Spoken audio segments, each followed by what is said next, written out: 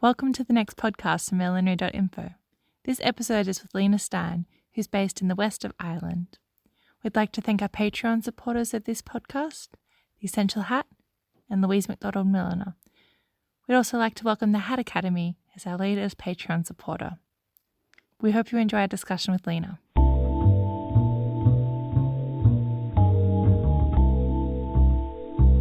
Thank you for letting me come and visit you today in Ireland, Lina. And I just thought we'd start off by hearing about how you first got into hats.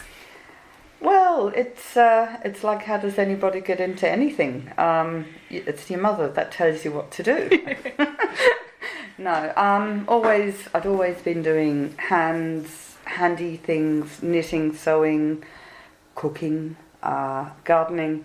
And my mother said, "Oh, Lina, you should do something with your life, love, and why don't you do this course in TAFE of millinery?" So off I went in East Sydney Tech and never ever had a moment of saying, no, this isn't for me or this is too much, nor did I have a moment of thinking, oh, this is what I've always wanted to do. It was a natural sort of submergence into this other world of all sorts of things, fashion, history, vintage styles. You'd collect all the images out of all the magazines and the libraries and just have a database of past styles, and still do that.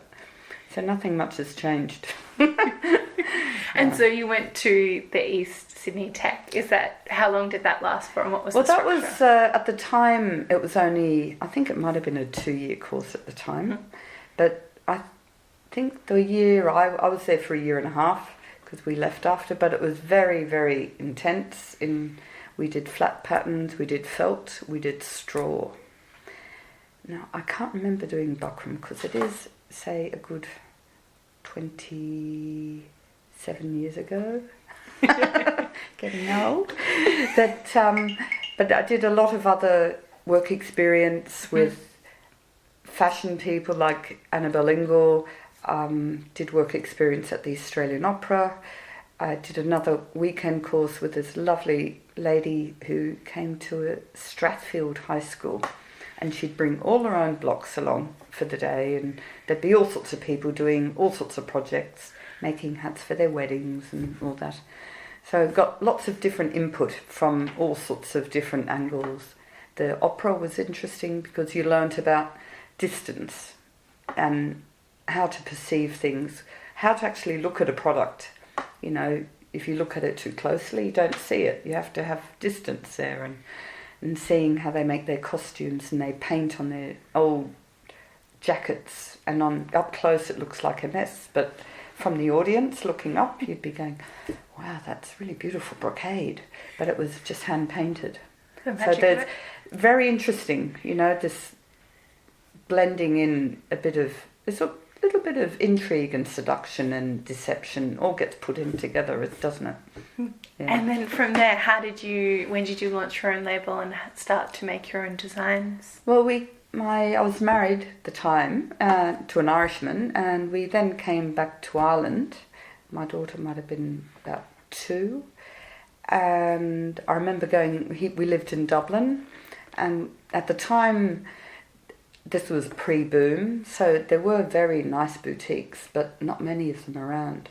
And we used to go around, I might have made, say, 5 or 6 hats, had them in a hat box, and you'd go to the shop and say, would you be interested? And so also I had a stand at a market once a week, and people were buying them.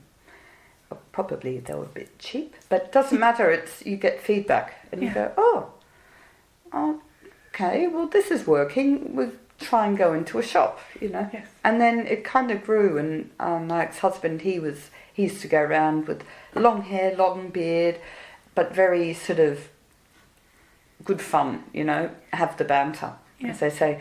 And the shop owners or the women in charge, they liked the men, and he could interact with the girls very nicely, and we were getting orders then. And I think it would have been shortly after came up with a name, and my brother-in-law, he did label designs, he was a printer, so he came up with the font, and that's how it sort of all started, I suppose. And we ended up leaving Dublin, moving to the middle of the country, the Midlands, and again doing mainly wholesale. We didn't know anything about business or running a business, no knowledge whatsoever. So looking back, one could have been a bit more sort of calculating differently. However, it's a really good experience, and you do spread your name that way, because they'd be in all sorts of boutiques, and people would buy them, and then you get reorders on can we have this style in this colour to match the lady's outfit. So things like that were happening. A year or two later, I think maybe Nora, my oldest, would have been about 4. So we're in west of Ireland at this point, and I was working from home, and someone got a knock at the door, and it was someone from the council and saying, "Oh, you can't work from home, you don't have a planning permission." So we found a shop in Castlebar, which is the next town here. And at the time, things were very, very cheap. Rents were peanuts, and we got a very good lease. So I started a hat shop, which was great fun. You can dress it and do with it what you like. You worked in the back. You could even sleep upstairs if you needed to. And that was sort of the beginning of the boom here. And you'd be making hats. In Ireland, they love wearing hats to weddings, and they're a huge wedding accessory, very important. So I'd be making hats for all the weddings of, say, 50 kilometres radius. Because in Ireland, there was maybe 4 milliners at the time, very few. So I was one of them. And now when you're making hats, are you making hats for a similar kind of clientele? Yeah, I wouldn't be doing wholesale anymore. That stopped because Chinese imports and, more competition. So the shops were doing more sale or return kind of concept, which I don't agree with.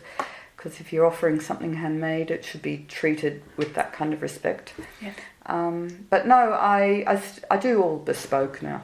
So someone would come getting an outfit made or a dress or have one, and I'd make up a hat specifically for them, as we all do. They would come and try on a few pieces, or most of them would be half made. Yeah. And then I might even sort of pin a few other bits together and say, it's all about visualization. And then they'd come back for a fitting. It would be half sort of done, a bit like a tailor's outfit. Yeah. Same process. Yeah. And then they might have to come again. Hopefully not. But then in the end, they have their hat.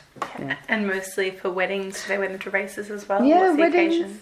Mainly weddings and the odd big race meeting or ascot. But generally it's weddings. Yeah. Mainly, yeah.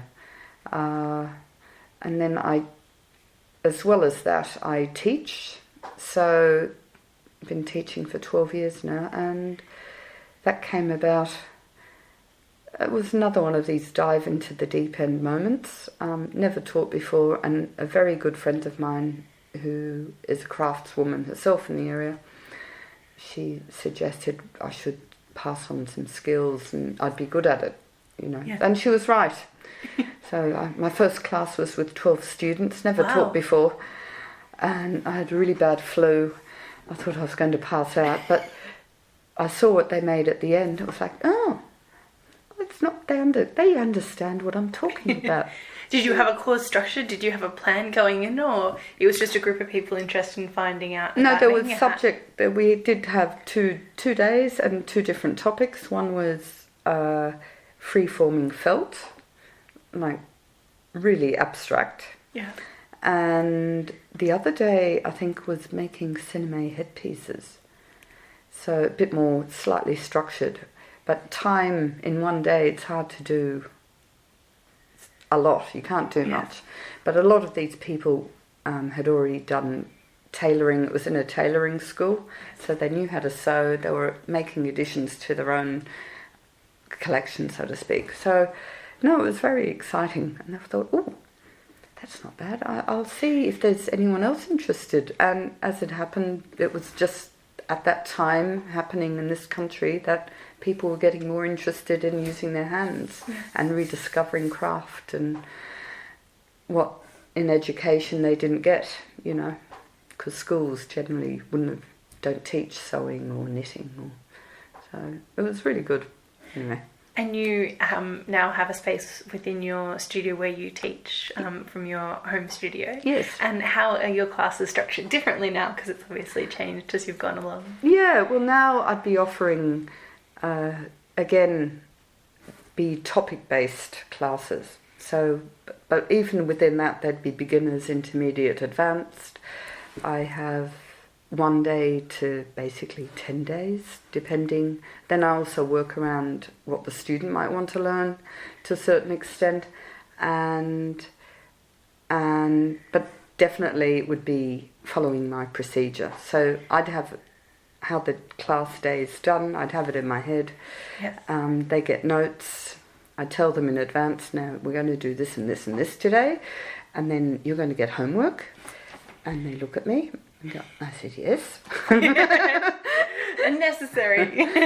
And then the next day will be, first of all, usually just say if it's a beautiful buckram hat that needs a nice lining, because I know from my own experience, logically you'd be making a hat first and then the lining is the last thing you make. But when you do a 3-day course or teaching a 2-day one, you know, if that's the last thing you learn, you're going to forget it, because it's 5 o'clock. You're already thinking about leaving. You're not there anymore. So we kind of shift around the structure a bit like cooking. When you cook a dinner, you do your dessert first. So that's what I like to say. We're doing a feast. You make beautiful pleated and gathered linings. Where did you pick that technique up from along the way, or how has that developed? I was teaching this lady, Bobby Heath. She's in England as well. She came over many, many years ago, and she had this beautiful hat. She's a fantastic milliner. And she took the hat off, and I saw this lining, and it was gathered, and it was just so beautiful. And up till then, you'd be making your own 12 pleated lining, and a lot of work. And I never asked her how she did it. I remembered it. And then years later, I was teaching a group of ladies, and we were doing the lining of the normal 12 pleats. And this girl said, "Oh, I went to Rose Corey, and we did it slightly different. So did the same, the bias strip." And she did her own little gathering stitch. But it's the gathering stitch that you can have fun with, and that's what I tell people. I say, make up your own. You can do anything. You can go up, down, over and out, and back through and over and out and again. But as long as it's even and neat, it'll look good. Yeah. So everybody sort of comes up with their own idea. But I have to say, a hat without a lining is sort of like being half naked. Not quite done. You're not quite there, but because it's when you take the hat off and you put it on the table, and it might be the plainest on the outside, might be the most simple, and people look at it and they want to eat it, and they sort of melt as they're looking at this lining. Wow, and you go, and I'm really proud. I go, yes, and that's just the je ne sais quoi. It's that little touch. That makes it all worth it. Do you develop a collection, or are you just making hats as the design comes to you, or what's your process for that? It's usually hats as the design comes to me, but out of that you get another idea that's all related, that would then become a collection. It's either through colour or through shape or through a trimming, or even through the lining, for example. That could be also part of a collection. There's an idea. Okay, just had it. She's off. She's got it. Okay. And what materials do you like working with most? I love felt. Especially because it's just malleable in the hands. Mm-hmm. But that's experience, It's in the beginning, you're pinching and you're pulling it too hard, and you get holes in it and put dents in it. But after a while, it's all about keeping even movement. What can I say? It's a bit like playing cricket or tennis. It's elbow or shoulder movement. It's not wrist and hand movement. So it's all down to learning and making lots of mistakes. Yeah, but definitely felt. And nice thing about felt as well, you can buy old hats and reuse them, wash them in shampoo. That's the secret tip. Yes. Okay, don't pass it on. And wash it in shampoo because it's rabbit hair, and then you've got another beautiful product to use that you'd never be able to get these days. And like that, they're usually cheaper as well. So I just love taking old things and making them new. And when you're searching for those felts, what are you looking for in the hat when you're thinking you might upcycle it? I just look at the material, at the felt that or the straw. I look at the quality and I go, yep, or colour, yep, that's for me. I can do something with that, you know. And even if it's a little hat, you could just do a crown out of this and a brim out of something else, or just do a little hat, you know.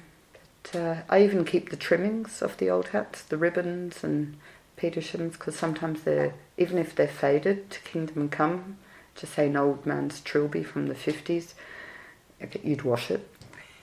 You don't know where it's been for 50 years. Yes. But they can make these beautiful vintage styled accessories or trimmings on it, a bit of embroidery, and it looks beautiful. Mm-hmm. Yeah. And what is your block collection like? My block collection it's varied. It started off with someone from Roselle Market giving me, there's a crown block, because you kind of knew what a block was from TAFE, and then friends of family would be a cabinet maker. His challenge was he copied one, made me one. And then I remember being in Germany after living in Australia at that time, in a market, coming across blocks. They didn't know what they were, you know. An antique shop bought a collection of German blocks for very little. And so like that, you'd start collecting. And when we moved to Ireland, my ex-husband, he saw an ad in the paper for a hat factory in County Cork, I think, was auctioning off everything. And he said, come on, let's go down. And we went down, and it was a hat factory that used to make hats for the army. And there was all sorts of people there bidding, but no one was bidding for the blocks. I was the only one. They were all going for the drying cabinets because they were smoking fish, and I kind of regret not going for the drying cabinet. It would have been a good one to get. But a lot of the blocks I have would be the same shape, different sizes, yes, which was a huge bonus, especially for further down the line when you're making hats for shops or for people. Yes. You have the normal crown block in 55, 57, 59, 61, you know, and then you might have varied shapes for trilbies. I have a lot of beret shapes, but between moving houses and stuff, unfortunately a couple kind of got lost, but I still have them, and they'd be used for the shaping of the peaked cap. They weren't necessarily used to block on. They were just, because it was a factory, they would have done the hot press and like with hatters, and for resting, I'd say, and shaping. So I've been using them a lot, which is great. And then over the years I went to Boone and Lane and had a few made, and it is an investment, but never dies, and their quality is superb. And one year they contacted me, maybe about 6 years ago. They had a huge pile selling off for someone. And I'd been over with a friend and we bought a few. Mm. And then they emailed me a year or so later, look, would you be interested in the rest? Give us a price. Yes. And I got the rest, and there were some amazing shapes that I believe were the originals that were given to the block maker to make the aluminium shapes. Ah, yes. The positive or something? Yes, yeah. Because no pin marks, nothing. So it was like, some were made in France, you could tell by the numbering underneath. Yeah. You know, so very special backgrounds, and you'd love, I don't know the story behind each block, but I'm sure they can tell one. Yes. Yeah. Good. And how's your workspace set up? What's your work studio like? Well, the workspace is in my conservatory at the moment, and it's been here for the past 13 years, and it's gone through many different changes. The table, it's always been the same table, but always in a different place. The shelving gets moved, gets added to, the blocks get moved around, because you do need change. Sometimes for a while I would have blocked off the entrance from my house to the workroom, so I'd have to leave, go outside to come in again, just for the psychology of going to work. But it varies a lot, and I think that's quite healthy. I'd say it's quite normal in everyone's workspace. You move a table around, you put up different shelving, because it's a conservatory and it's very bright. I found things were fading, so I don't keep materials in it. If I go away, I cover all my blocks up with an old sheet just to keep the sun off. And as well as that, I've draped the ceiling with curtain backing, which blocks out the UV. So it's less bright and less intrusive. So from that point, you have to be a bit careful with your blocks, and because too much sun wouldn't be too good for them, I think. But I think it's an organic space. Even if it's really, really tidy, I clean it up within 10 minutes. Things sort of find themselves back where they were 10 minutes prior, and you go, I thought I'd just put you away. How did you grow legs? No. It's like the studio of Francis Bacon in Dublin. It looks absolutely chaotic, but you can tell it's organised. So I have organised chaos in a way, but I do like it when it's tidy. And having your workspace connected to your house will separate the two. Yeah. How do you find structuring your week around that and having your workspace so close to home? It can be a bit of a challenge because you have to be very strict in your head. In a way, have to have your day structured, that you get up, you might look at your emails, have a cup of tea, fiddle around, and then you go to work. But of course, you come back in for your lunch or your tea. Oh, I've got to put some. It does interfere. The home life does kind of interfere, and I really do miss having a physical outside space where you go to and you focus 100% on what you're doing, rather than I get sidetracked very easily. So, but I think we're all the same. And what's your next project? My next project. Well, I've been last year through an artist friend of mine in town.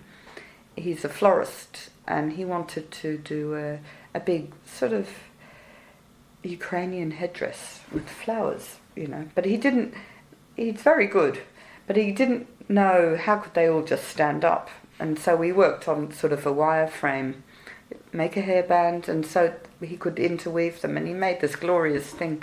And from that, another artist who's Alice Ma, who's a very amazing artist, she contacted me just before I was going to Australia and saying, now she's making a movie and she needs a hat that looks like the Tower of Babel. And could I come up with something? Now, she just gave me a picture of a tapestry. And then she Googled a few other pictures of Muslim old shrines in Iraq that are done like a tower. And that was a really good challenge, in fact. So it opens up your mind to doing things you wouldn't even do for yourself, but nearly like engineering. Yeah. So it was like, oh, that's really interesting. And I really enjoyed it. And I gave it to her. And then I went to the premiere, and this is a new one. So I'd like to look at more, maybe work more with other people of different areas and collaborate. And I've got a few ideas up there. I love the travelling aspect of my work. Yes. Travelled to Australia because I'm Australian and I love teaching, and travelling to America. I wouldn't mind doing Europe. Actually, travel is the best thing. Yes.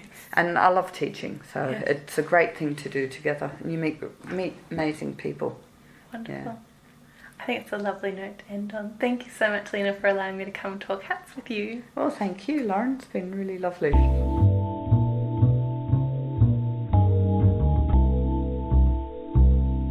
thank you for joining us for this episode of Millinery.Info with Lina Stein.